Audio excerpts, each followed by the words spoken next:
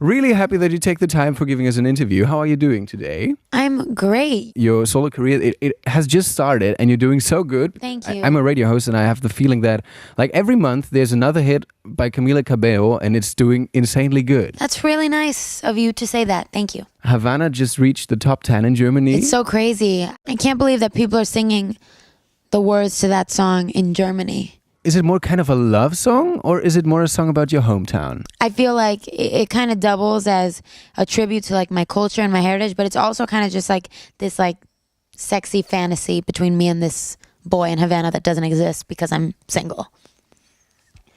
So it's a fantasy.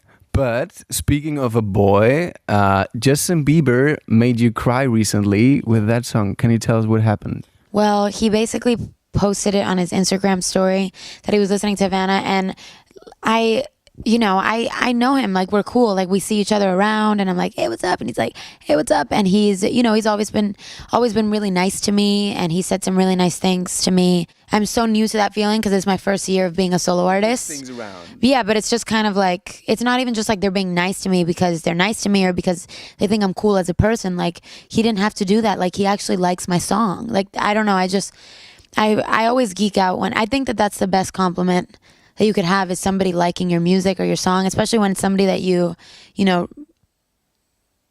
respect so much and that you know. I can imagine.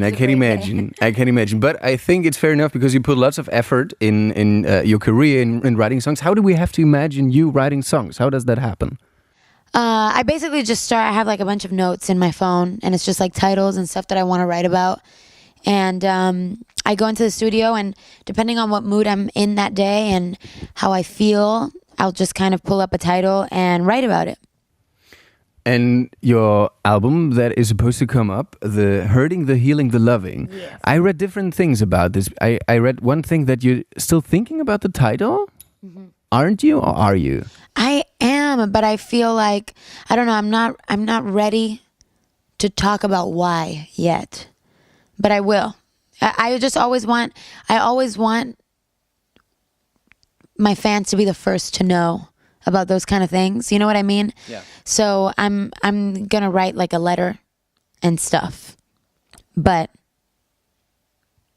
it's just it's complicated, but it's gonna be great. Okay. And when is it gonna be out? It's gonna be out definitely by like early next year. You said in an interview in May, and this is kind of a stalker thing I say now. You said in an interview in May that hurting and healing are done from the hurting, the healing. You need only somebody who can do the loving with you. I go through different just phases of stuff in my life.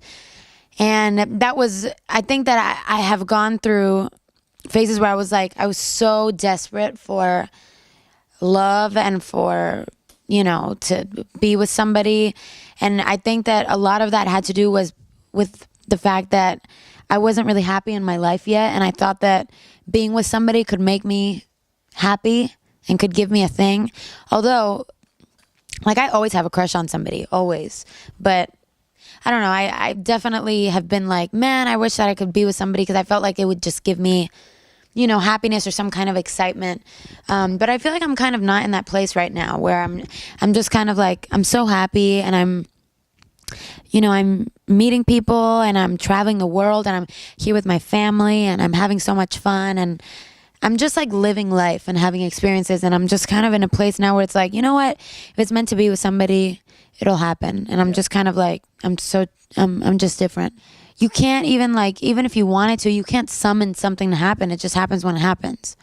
Let's talk more about you and talk about life. Life is full of choices. So we as NRJ, we're known for very serious journalism. So yeah, no, we're not, but we pretend to be.